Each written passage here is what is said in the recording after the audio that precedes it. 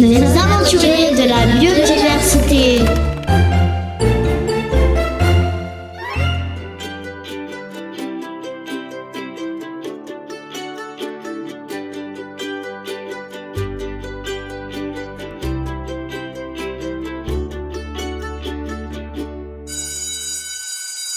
Salut les enfants, moi c'est Mireille.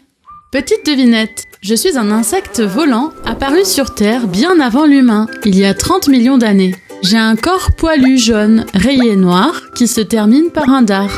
Alors, vous avez trouvé ? Eh oui, je suis Mireille, une abeille. Regardez-moi de plus près, je vais vous dévoiler tous mes secrets.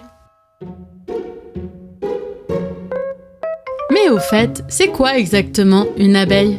On pense souvent qu'il n'y a qu'un seul type d'abeille, alors qu'en vérité, il en existe dans le monde plus de 20 000 espèces.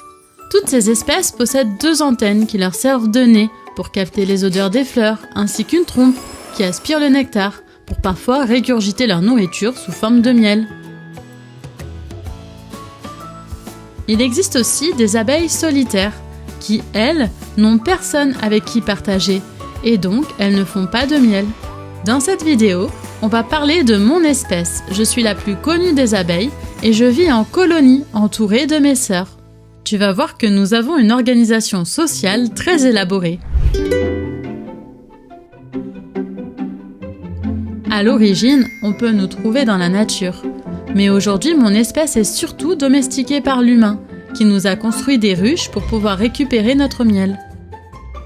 Dans notre colonie, il y a une abeille qui est beaucoup plus grande que les autres. C'est la reine. Elle a pour mission à elle seule de pondre tous les œufs. Les mâles s'appellent les faux-bourdons et les femelles, ce sont elles qu'on appelle les abeilles. La reine est donc la mère de tous les habitants de la ruche et elle a un pouvoir incroyable. Elle peut choisir de donner naissance à des mâles ou des femelles. Son travail est épuisant. Elle vit en moyenne 5 ans et chaque jour, elle pond 2500 œufs. Les autres abeilles vivent 1 à 5 mois, ce qui est beaucoup plus court. À ma naissance, je suis une larve qui est dans une alvéole et qui va être nourrie de miel fabriqué par les abeilles nourrices. Au bout du 6e jour, je vais commencer ma métamorphose pour me transformer en abeille, un peu comme la chenille qui se transforme en papillon. Tout au long de ma vie, je vais avoir plusieurs métiers. Au début, je suis nettoyeuse et nourricière. Je fais le ménage dans la ruche, puis j'apporte de la nourriture aux larves et à la reine. Je dois aussi faire des réserves de miel et fabriquer de nouvelles alvéoles. Ensuite, je vais enfin pouvoir sortir de la ruche et faire le métier d'éclaireuse. Mon objectif est de repérer les fleurs à butiner dans les environs pour récolter le nectar et le pollen. Dès que j'en ai trouvé, je rentre vite à la ruche pour avertir les abeilles butineuses. Pour leur communiquer mes informations, je fais une sorte de danse qui va les informer de l'endroit où elles doivent se rendre. Si la zone à butiner est proche, je fais des mouvements en cercle. Si elle est lointaine, je me déplace en 8. Je vais aussi faire une danse frétillante pour donner des informations plus précises. Je suis plutôt maligne, n'est-ce pas ? Et j'ai aussi une mémoire d'éléphant. Je peux me souvenir précisément des fleurs qui ont déjà été visitées pour ne pas butiner plusieurs fois la même fleur. Pour communiquer avec les autres abeilles, mes antennes peuvent aussi libérer des odeurs dans l'air, on appelle ça des phéromones.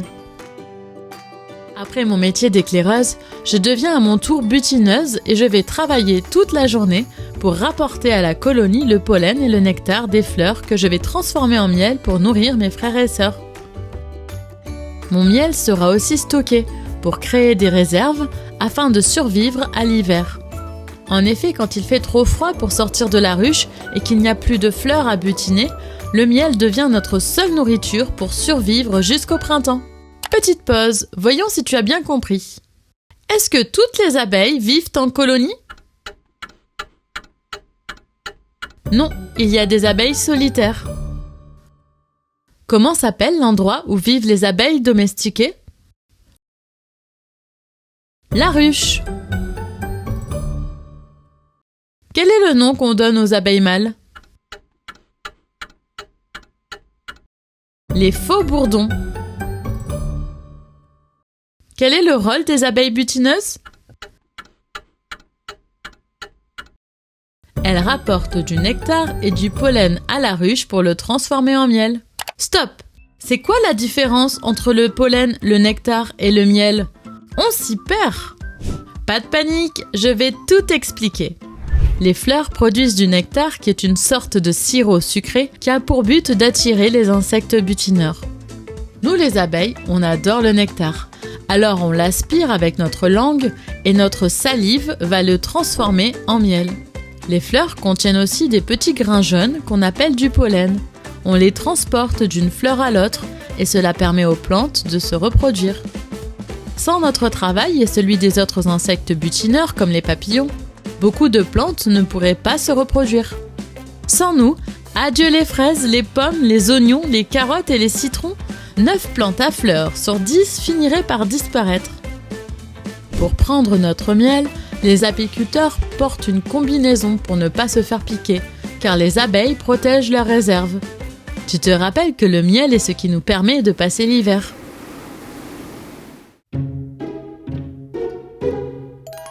Pour nous calmer et nous empêcher de les piquer, les apiculteurs enfument les ruches.